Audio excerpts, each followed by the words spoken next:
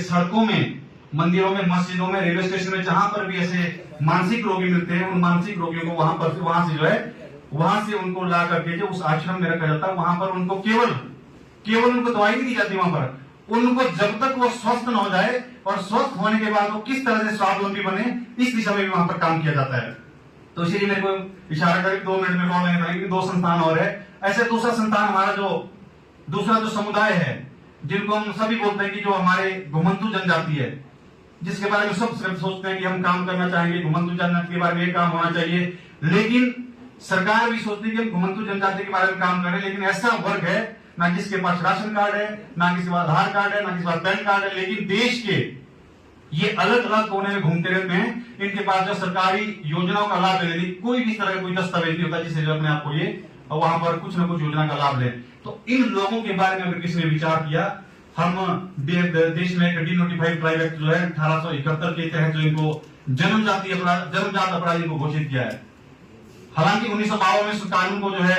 हटा दिया गया, लेकिन हमारा जो पुलिस का नजरिया, हमारे समाज का जो नजरिया था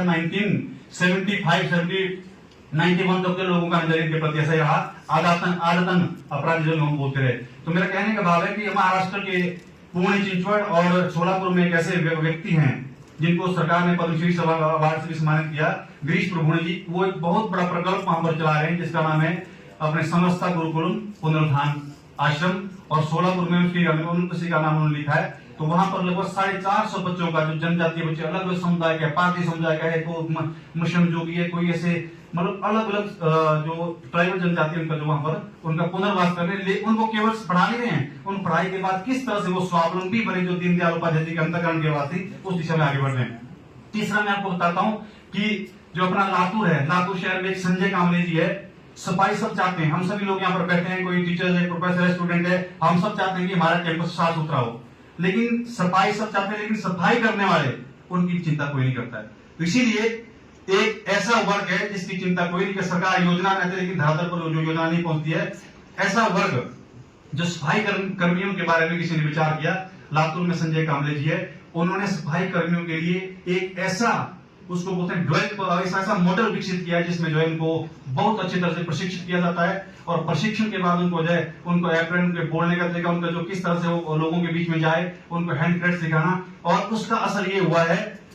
कि वो सफाई कर्मी का एक उनका जीवन स्तर भी सुधरा है, लेकिन साथ साथ जो सफाई कर्मी जिनसे कोई बात करने के तक तैयार नहीं था, ऐसे सफाई कर्मी राष्ट्रपति से पुरस्कार प्राप्त करके भी आए। तो लातूर में अगर आप किसी को शंका हो, लातूर में एक बहुत बड़ा, एक बार स्वच्छ शहर के रूप में भी लातूर को नगर पालिका को अवार्ड मिला था देश में स्वच्छ भारत अभियान के तहत। तो उसमें मैं जो ऐसे सफाई कर्मी थे, उनको ऑटो के मालिक बन गए, कोई ट्रैक्टर के मालिक बन गए, कोई ऐसे अलग अलग उन्होंने जो है सफाई के काम करते करते अपना जीवन स्तर सुधारा। स्वावलंबन की दृष्टि से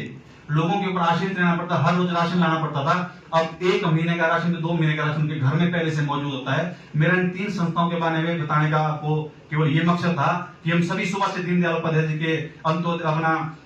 एकात्म मानव दर्शन की बात करते और चीजों की बात कर रहे थे, लेकिन वास्तव में दीनदयाल उपाध्याय का जो अंत्योदय के पीछे जो भाव था, सैद्धांतिक पक्ष को सैद्धांतिक पक्ष सब बता रहे हैं, लेकिन व्यवहारिक रूप से जो धरातल पर जो इम्प्लीमेंट होना चाहिए, वो भाव मुझे लगता है उस दिशा में हम अभी तक नहीं बढ़ पाए हैं। संस्थाएं बहुत है जो काम कर रही है, और मैं आप सभी से भी निवेदन करता हूं आने वाले समय में हम सभी शोध का जो विषय है उसको इस दिशा में ले जाएं कि ताकि जो दीनदयाल उपाध्याय सच में जो चाहते थे, एक तो जो लिखा है ठीक है, जो सच में वो चाहते थे उस दिशा में हम आगे बढ़े, इस तरह का शोध कार्य करें। और तीनों संस्थाओं में जो लातूर की संस्था है सफाई कर्मी, उन्होंने कम से कम 850 परिवारों का स्वावलंबन किया है, उनके बच्चे पढ़ रहे हैं उनके साथ साथ। और जो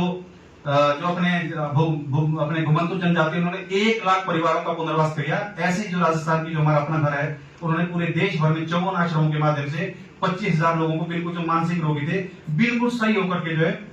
कुछ लोग उसमें से घरों से निकले और कुछ लोग आज जो काम कर रहे हैं। तो मैं इन्हीं शब्दों के साथ मेरा जो कहने का बात था, छोड़ मैंने कोशिश की मैं जल्दी चीजें बताऊं, 5 मिनट में मैंने बता दिया कि जो हमारा आने वाले समय शोध का विषय है, आप जरूर इस बारे में विचार करें कि जो अंत्योदय का जो व्यवहारिक पक्ष है, इस दिशा में आगे बढ़े। और एक बार पुनः आप सभी का बहुत बहुत धन्यवाद। Thank you so much.